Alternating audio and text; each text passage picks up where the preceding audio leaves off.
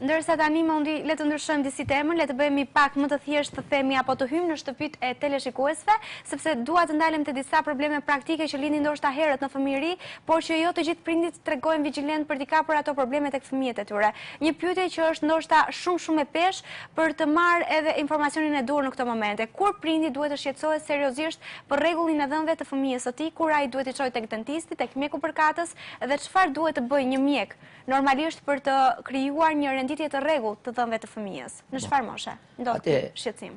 Kjo pyetje është një pyetje specifike, unë do t'i përgjigjem për respekt e misionit dhe për respektin tuaj personal që kam, kësaj pyetje, po kjo pyetje do t'i drejtohesh me shumë rëndësi një mjeku, specialist fushës së odontoiatrisë, që quhet mjekët që merren me fëmijët, pedodontoncinë e fëmijëve. Pedodoncia është pikërisht fusha që merret me fëmijët, ose do të ishte mirë që këtë pyetje t'ia bësh një pediatri, ose do të ishte mirë që këtë pyetje do t'ia bësh një mjeku me eksperiencë që i ka vujt, që vuan, domethënë. Se fëmijët janë edhe një grup i vështirë për moshën që kanë. E qartë që vuan këto një mjek me eksperiencë sot, vuan pasojat e mos ndjekjes së këtyre fëmijëve nga dentisti që e ka pas në kur ka qenë i vogël, fëmia që tash bëhet i madh, ose vuan pasojat që pediatri nuk e ka ndjekur kur ka qenë i vogël dhe nuk e ka indikuar drejt prindin, drejt dentistit, ose një mjek që në kushtet e sotshme vuan për fajt të mungesës së njohurive të prindërve drejt trajtimit të këtij fëmije. Atë këto janë bazat e këtij argumenti. Unë do t'i përgjigjesha që prindrit duhet të ndjekin fëmijët e vegjël për fushën e dhënave, jo kur ato fillojnë krymen dhe kur kanë probleme dhimbje o probleme që shohin me sy. Duhet i ndjekin. Mos ta lënë të shfaqet problemi, por ti paraprin atij. Bravo. Duhet i ndjekin që kur e çojnë ke pediatra dhe pediatra duhet i thotë që ky fëmijë ka, me sa shikoj unë, ka problem për malformacion, palaton e ngushtë, që ka nevojë për zgjerim, mund lindin dhe shifet për probleme gjenetike o për probleme të një fëmijë me angishtin në gojë dhe deformon palaton. Të vërtet janë të riparueshme këto probleme? Atëherë, nëse problemet kapen kohë janë të riparueshme. Problemet e ortodoncisë janë probleme estetike, po janë dhe probleme që kanë lidhje me funksionamentin. Domethënë, ortodoncia do të thotë drejtimi i dhënave, kafshimi drejt i dhënave.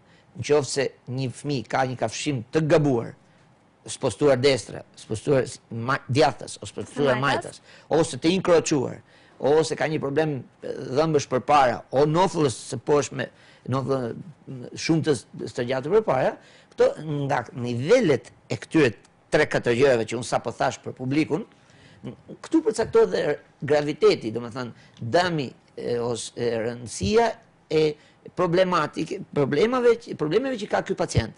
Domethënë sa më këto janë të spostuar, sa më është tendenca, o në rastin e parë, o të dytë, o të tretë, që unë nuk mund t'ja u shpjegoj në televizion, sepse nuk është fusha, nuk lejohet nga për etikën profesionale që unë të shpjegoj gjëra që i takojnë profesionistëve, po për aq sa i takon publikut edhe fushës time si informator shkencor për mjekësi, në varësi të këtyre spostimeve, shkaktohet dhe arsyetohet mbi nivelin e rëndë që ka ky pacient. Dhe sa më i rëndë është niveli i deformimeve që ky pacient ka, aq më shumë dalin përgjegjësitë pse nuk është ndjekur me kohë, dhe aq më shumë dalin problemet që për të zgjidhjen e këtyre problemeve. Domethënë do dalë nevojshme që ky fëmijë që i problemet i ka shumë të rënda, mund të ketë nevojë në moshën 17-18 vjeç o 20 vjeç të bëjë dhe ndërhyrje kirurgjikale për sistemimin e këtyre dhënave. Janë të vështira këto ndërhyrje? Ka rrezikshmëri? Jo, rrezikshmëri jo, po janë ndërhyrje me shumë vështirësi. Domethënë bëhet fjalë nëse një pacient ka problem për zgjerim o për shkurtim nofle që ka lindur me një nofëll më të gjatë, në këtë rast mund ta bëjnë vetëm disa koka të maksilofaqales shqiptar. Kemi ne në Shqipëri të tillë? Kemi shumë doktora me emër, anësi që duhet t'i heqim kapelen sa herë të shikojmë rrugës, që janë kirurg me famë, me emër, të cilët janë gjende bëjnë ndërhyrje, shkurtim nofle, shkurtimin e mjekrës, domethënë të ndërhyrje kirurgjikale, të cilët i bëjnë vetëm maksilofacialet, njerëz kirurg, njerëz të specializuar në maksilofacial. Dhe këtë, jo pa qëllim, një pjesë e kurseve tona që ne bëjmë mbi kadavrat, thrasim kirurg të nivelit caktum shqiptar, që kanë eksperiencë, që duan të rrisin njohuritë e tyre dhe vinë me homolog të vetët nivelit europian dhe bëjmë mbi kadavrat foreste në Budapest, bëjmë një kurs të specializuar edhe për këtë fushë. Mundi për të mos friksuar fëmijët apo edhe prindit e tyre që mund të jenë duke na ndjekur në këtë momente, ekziston ende ajo metoda e vjetër e dikurshme e telave në dhëmb për drejtimin e dhëmbëve, apo ndoshta është zëvendësuar nga ndonjë metodë tjetër, nuk e di se çfarë ka sjellë tashmë teknologjia gjatë dekadave të fundit për të sistemuar renditjen e dhëmbëve, apo tela të bardhë që mos të bjerë shumë në dallim ngjyra e tyre. Nuk e di se si zgjidhet kjo. Atëherë, për sa i përket njohurive të mia, teknika e telave në gojë është një nga teknikat e vjetra, por është një teknikë shumë e re, dhe shumë moderne, dhe shumë avancuar, dhe shumë e kompletuar në ditët e sotme. Është teknika më e sigurt për drejtimin e dhëmbëve. Kanë lindur teknika bashkëkohore tip Invisalign, që do kemi rastin që t'i flasim në ambient të caktuar, në moment të caktuar, po të cilat kanë rezultatet të tyre pozitive, però teknika më e sigurt, më e thjesht dhe më efikaqe për pacientin është teknika e aparateve fikse që ju i quani me tela. Kuptohet për estetikën për e vajzave, sepse ju më bëti pyetje të cilët ne e kalum kur vendoset aparati dhe po deshet më bëni më vonë dhe unë ju përgjigjem kur rekomandohet aparati, po kemi vajza 17, djem 17, 18, 20 vjeçar, 21 vjeçar, që janë të 25 vjeçar që duhet vënë aparatin dhe nuk e vënë për probleme estetike. E kuptoj. Ky është një dëm ndoshta që jep edhe pasojat më vonë, apo jo, në moshë madhore. Atëherë, ky rast i 20 vjeçarëve o 18 vjeçarëve o 14 vjeçarëve që duan të vënë këto aparate dhe kërkojnë diçka më pak vizibile, kanë lindur aparaturë teknika me tela, me ataket që vinë braket që vinë në përdhëm porcelan, transparent, që duke më pak, po ka dikush që i vend dhe me ngjyra, me flamurin e Juventusit, Milanit.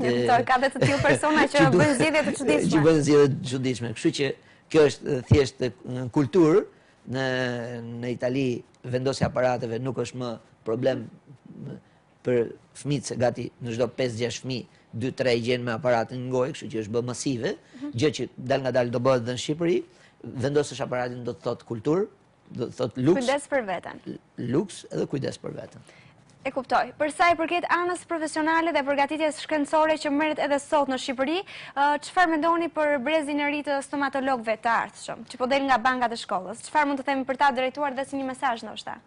Atëherë, për sa i përket brezit të ri të stomatologëve që un kam njoftur gjatë këtij viti aktivitetin në Shqipëri, do të them që janë pasardhësit e brezit të vjetër, një pjesë i shoh si fëmijët, familjarët, trashëgimtarët e dentistëve, se zakonisht ndiqet kjo trashëgimi i eksperiencës familjare, domethënë dentistët dërgojnë fëmijët e vet për transmetuar jo vetëm biznesin, aktivitetin, profesionin, dijet që kanë, edhe rriten dhe në ambientin familjar me këto dëshira dhe marrin shumë shpejt dëshirën për të vazhduar dhuntë të rinj, nuk mund të jenë tjetër veç se transmetimi dhe pasqyrë e eksperiencës prindërve, pjesa më e madhe, dhe bin po të njëjtën frymë humane dhe mjekësore në ambientin shqiptar dhe do rriten po me të njëjtat aftësi dhe inteligjencë që janë rritur prindrit. Kuptohet shumë më mirë akoma se teknologjia avancon, siç e shikoni neve jemi. Mbështeten edhe nga avancat që sjell teknologjia. Ne jemi prezent sot jo vetëm për këtë punë, por edhe për t'i dhënë dorën këtyre brezit të ri që këto të kenë mundësi të specializohen. Unë do të shtoja, nëse ma lejon Rudina, shkurtimisht po patjetër, që dentistët janë i vetmi kategori të diplomuarish në nivel Shqipëri, të cilët specializohen me kushte Europe, me çmime Europe. Rriten nga ana profesionale me çmime Europe.